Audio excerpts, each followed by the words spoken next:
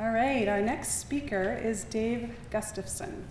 Dave is the Executive Director of Fraser Regional Community Justice Initiatives Association in Langley and an Adjunct Professor in the School of Criminology at Simon Fraser University and a Registered Clinical Counsellor who works primarily with victims of serious crime and those who have offended against them. His doctoral dissertation focuses on Dave's primary research interests: trauma and recovery, the related brain science, and the impacts of facilitating therapeutic dialogue between victims and offenders in crimes of severe violence. Please welcome Dave.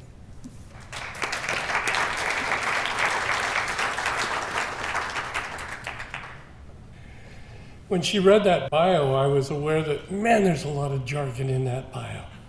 I think I'm gonna have to tailor that a little bit. I was actually hoping that the judge might speak ahead of me so I could kind of pick up on some of his comments too.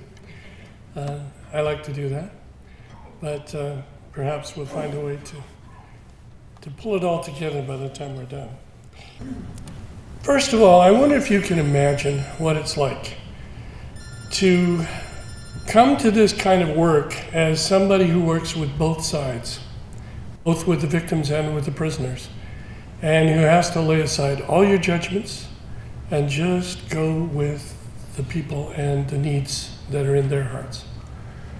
To work with the Marlons and the Ians and the prisoners back in Quebec, or to work with people like Guy, for whom I have learned tremendous respect over the last 15 years or so, having watched him and how he's turned his life around, and how he's been a tremendous model and a leader in the prison system as I've witnessed it. I'm going to stick with the notion of victim impact statements, not just as they're presented in the courtroom or at the parole hearings, but as they impact the prisoners or the people who are on trial. Oftentimes, you know, every now and again we'll run into someone for whom those victim impact statements don't mean an awful lot. But every now and again, I'm working with people who kind of cross the threshold into a whole new level of victim empathy. And when that happens, and they begin to do things, as Marlon said, one of the fellows in their case read that victim impact statement every day and set him up to do right every day and to have no more victims, to do no further harm. And when I'm working with people like that, who get it, then I can begin to have at least some confidence that the meetings will go well, that we arrange in the federal prison system. I was asked just on the way in for this session, how many of these have you done? And I guess I've gotten most of my gray hair doing this. I've been doing it for 27 years now in the federal system, and we've had over 1,000 referrals, well over 1,000. Not all of those who've gone to a face-to-face meeting, obviously. Sometimes the prisoners will refer out of some sense of impetus. We hope that their motives are always pure, and I can promise you that we vet them and screen them and interview them until they get tired of it, trying to determine that they are in fact genuine. But when those referrals come, and we can begin to put those cases together, where we can find the victims may be registered with the Correctional Services of Canada, and we have tremendous collaboration and cooperation with the victim services folks throughout this system in this region, for which we're incredibly grateful. That's a good part of what makes it work. If we didn't have folks working on the inside, both in the prison system and in the courtrooms and in the police detachments, we likely couldn't function in the same way that we now do. Pat, you know, I see you. Pat's one of my heroines, Langley RCMP Victim Services for many years. So let's just move through some of this. I'm going to share a little bit of theory with you about what's going on in the neurology, what makes it work. So the kind of conversation I'm interested in is the sort in which we both are willing to become different people by virtue of that dialogue. So let me just put that out there by way of invitation, that I'm not here just to try and impart something. I'm here to learn as well. And I want to learn from those of you who've got something to teach. And there's no one who doesn't. So just to say that if there are things that you think would be instructive for me, I'd be glad to have that conversation with you over lunch or any time in the future. what do you see? An absolutely beautiful baby of about what? What would you guess the age is? 6 weeks? I'm thinking a few months. 6, 8 weeks maybe? Marlon, you're a relatively new grandmother. Well, a couple years now. My daughter was doing that at 6 weeks. Was she? Yeah, your granddaughter's precocious and wonderful beyond measure, as are all of our grandchildren. But what I see is innocence. I see a child who's being well nurtured, seems to be getting everything that she or he needs. Is it a girl, do you suppose? Who knows? At any rate, whatever that child needs, their well-being is very clear. They're warm, they're dry, they're secure, well-fed, innocent, wide-eyed, curious, taking on life by storm. And that, I think, is where we would like to get, or like to be able to maintain for just about everybody through their life cycle. Unfortunately, that doesn't happen. Not for many of us. Most of us, by the time we're in adulthood, have had lots of opportunity to face into really difficult challenges. Some of those by virtue of the crime committed against us. So, psychologist Robert Johnson talks about 3 pillars of well-being. And he says that these are the kinds of things that human well-being rests upon: safety, autonomy, and relatedness. And those 3 pillars kind of hold up the whole house. So human well-being is pretty much predicated on us having those 3 things. Now that little baby has a couple of them. She probably doesn't have a lot of autonomy at this point, nor should she be expected to. And that will come. But she certainly has safety. And by the look of that well-being and the sense of satisfaction and nurture on her face, quite likely has relationship that's safe and secure as well. Now I think those pillars that Johnson is right on, but I also add to it that those need to be notional values, not just notional values, but values that are lived out by way of our teachings and the values that we hold and carry us through life. Those things all together.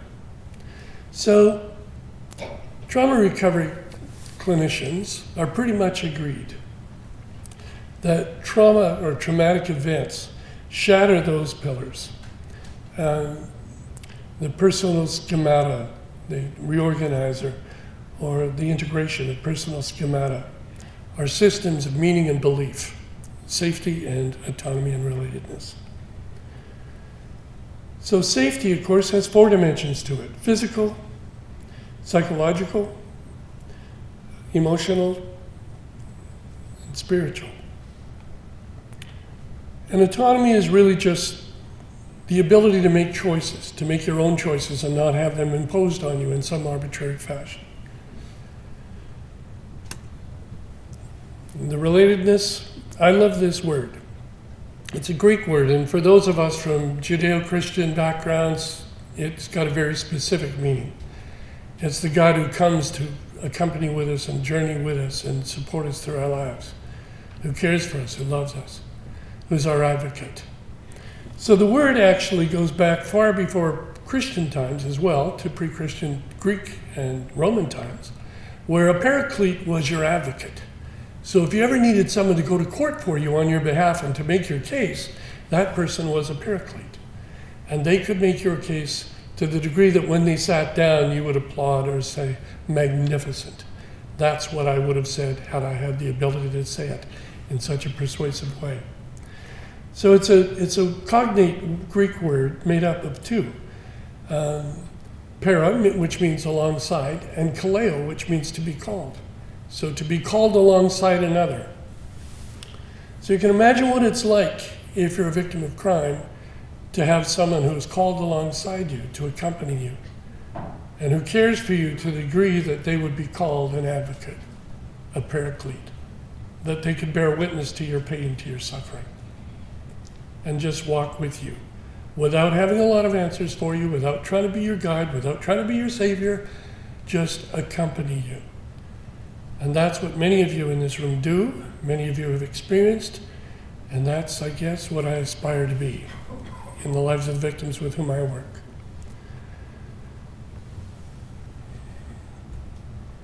Judith Herman, who's probably one of the great trauma gurus, asserts that healing can only take place within the context of relationship, which is why that advocacy is so vitally important. What if justice is healing? And I'm aware that this is really awkward with me trying to crane my neck and read my own slides here, but I'm unfortunately just have to bear with me. So there is a Supreme Court Justice, late Supreme Court Justice, Warren Burger in the US, who said basically that the purpose of our profession has long been to act as healers of human conflict.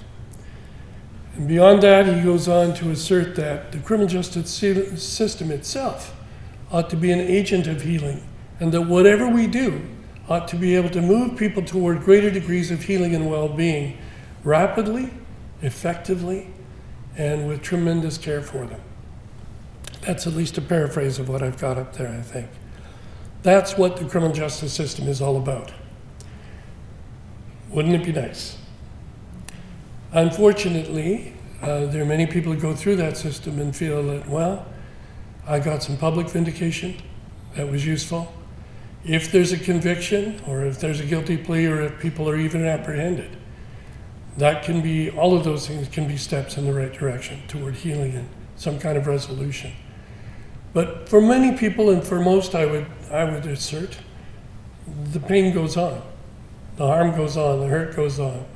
And it can go on, as he's pointed out, on both sides of the razor wire for a long, long time.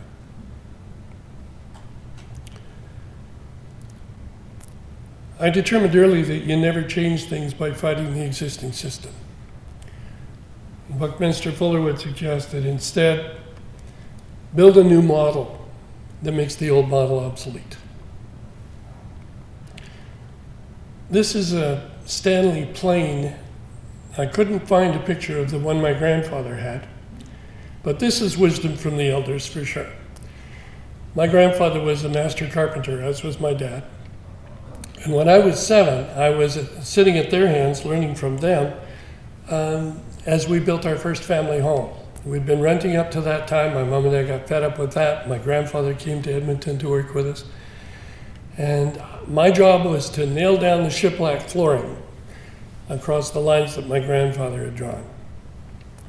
We sat down for coffee one day. I remember sitting in my little shorts on this sawhorse that was full of saw cuts already, having a cup of forbidden, very sweet Swedish coffee while my grandfather in his wonderful accents would teach me. Very subtly, always subtly and with stories. But I noticed this plane in his toolbox at our feet. And I said, "Grandpa, can I hold it?" "Yeah." So I picked it up and I brought it back to the bench with me and sat down on the sawhorse. And I was just in awe of this thing with all its little knurled knobs and adjustments and things. It was magnificent. And he said, "Davy, we don't pound nails with that." And I got the point. Use the right tool for the task is what he was trying to tell me. And beyond that, he said, if you don't have the tool you need, take the time to build it. It'll serve you for the rest of your career, for the rest of your life, maybe if you build it well. So we began to ask, if we worked from a needs base to say, what do people need in the aftermath of criminal offenses? What do they need?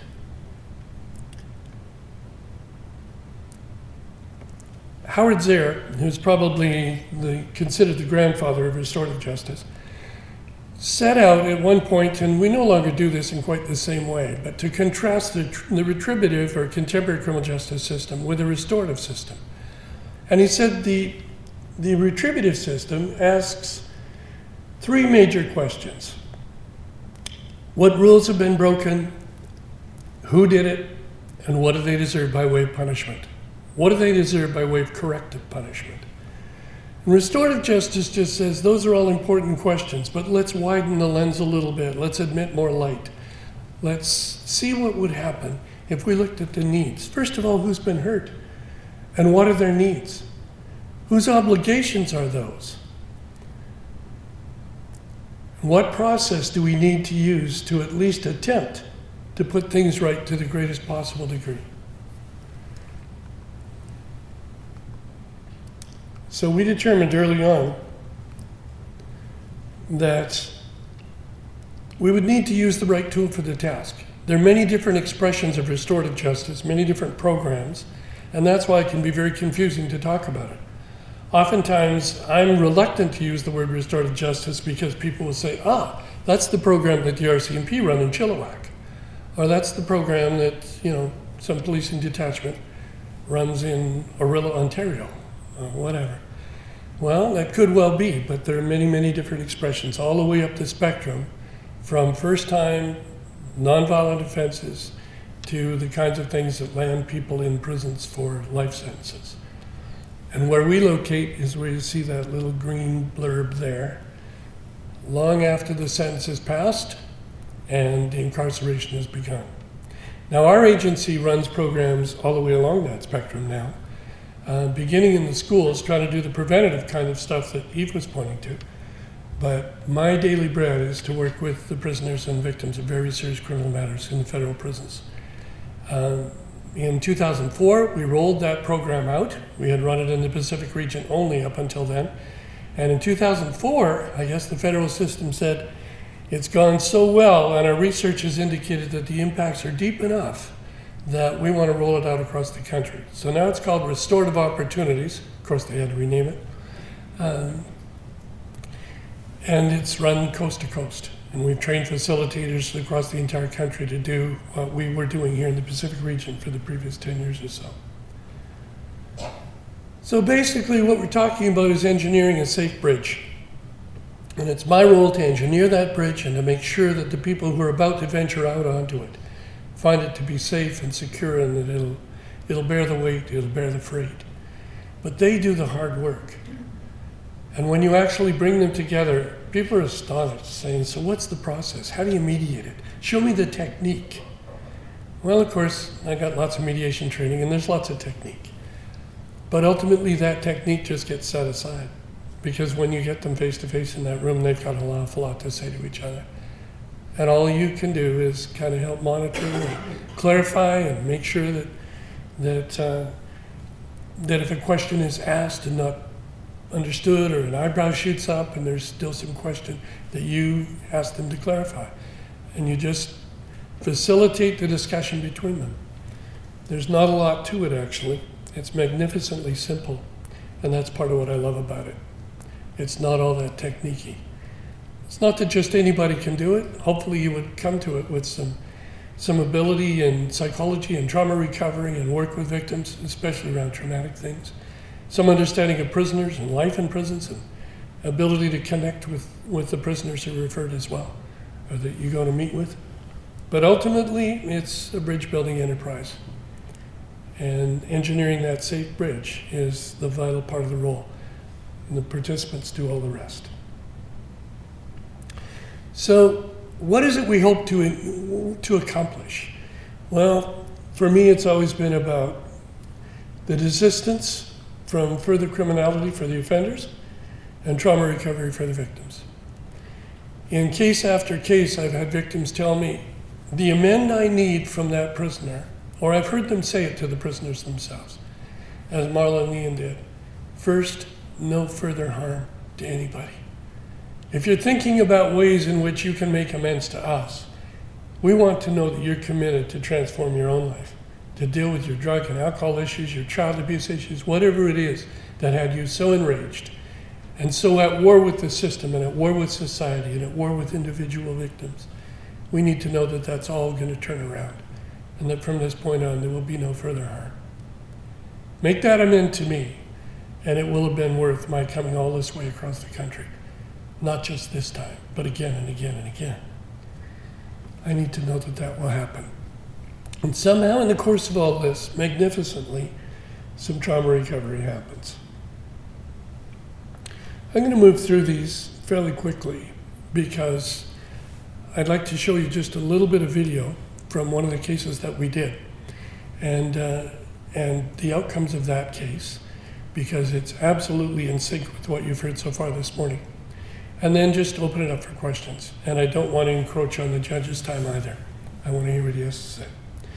So after a number of years, the federal government researched the outcomes of this program to see what had been going on for the prisoners been through it. And of course, their primary interest is recidivism, and to be able to say to the public, these are dollars well spent. Now, I'm just as concerned, if not more, I'm probably more concerned about the trauma recovery and the issues for the victims of crime.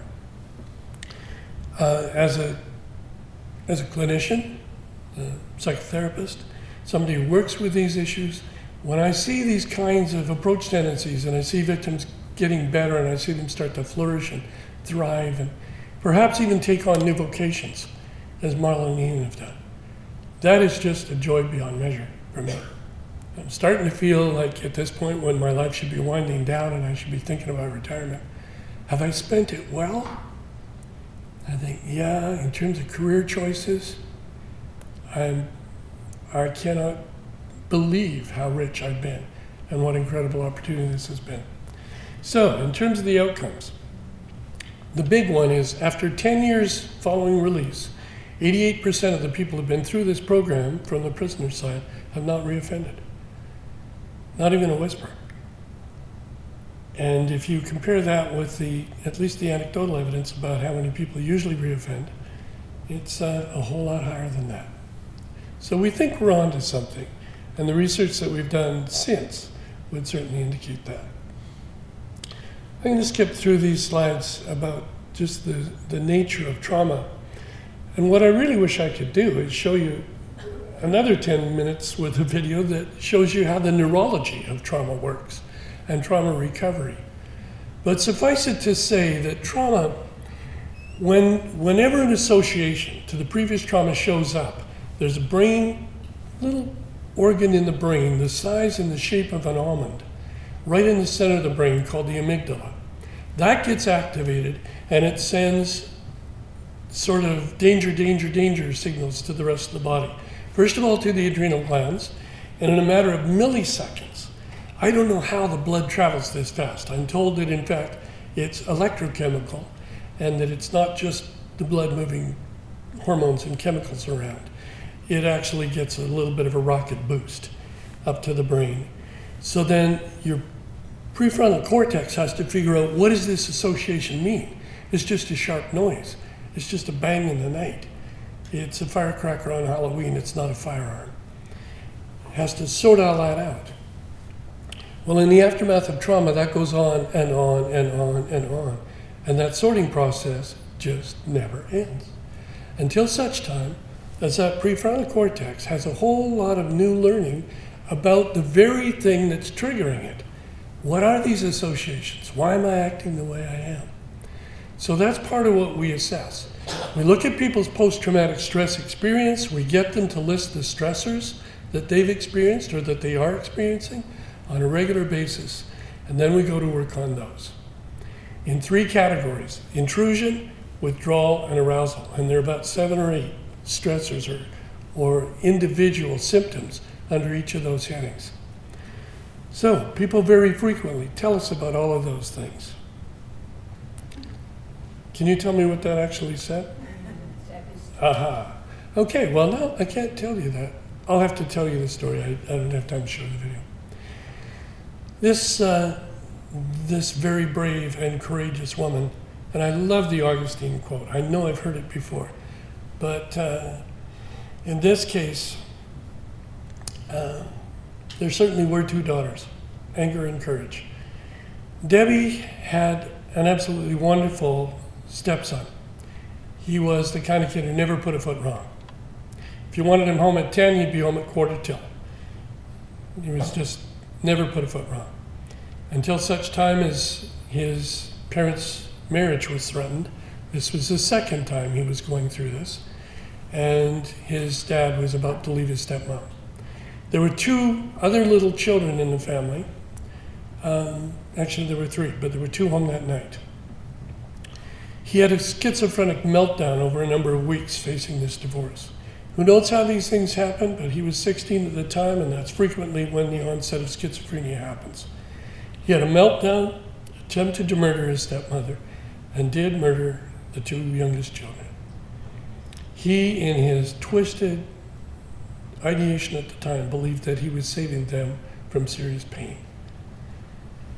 At any rate, years passed. Nothing got better. Not for him, really, even though his medications were balanced. He was considered fit to stand trial. He probably shouldn't have been, but he was convicted and went to prison and was given a life sentence as a young offender. Debbie, on the outside, was languishing, desperately needing information from her stepson, desperately needing to talk to him, but of course, the system doesn't really set you up for that. She finally found out about us through a prison chaplain and came to us, and over time we began to put her together with her stepson. I met with the 2 of them 3 weeks ago in a Wendy's restaurant out in Chilliwack, which is one of Chris's favorites. He's on full parole now.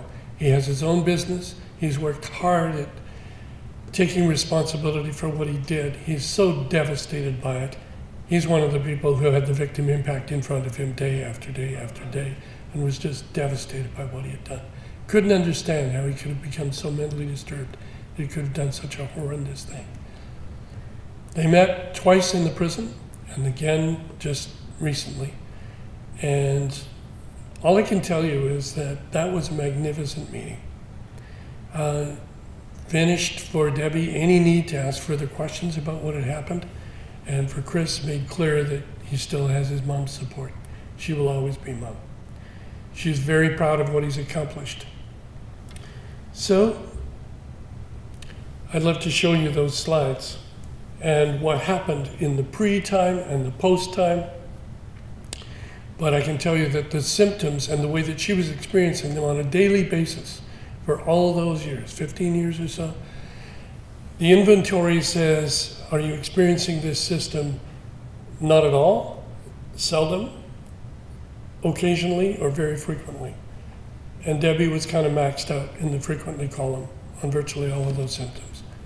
In the aftermath of having met Chris and having all of these questions answered, virtually all of them, and seeing him and the level of responsibility that he took, she began to literally, she says, the process put me back together.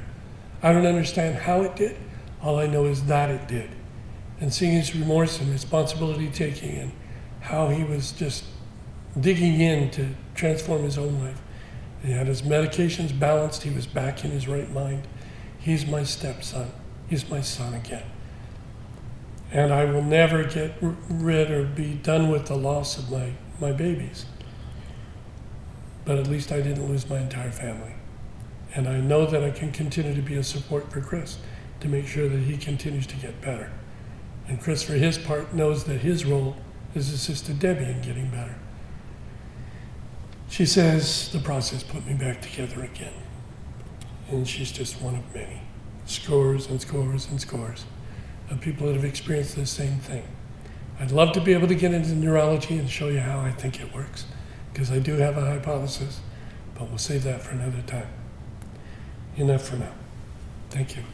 Thanks very much, Dave, for sharing your 30 years of expertise and what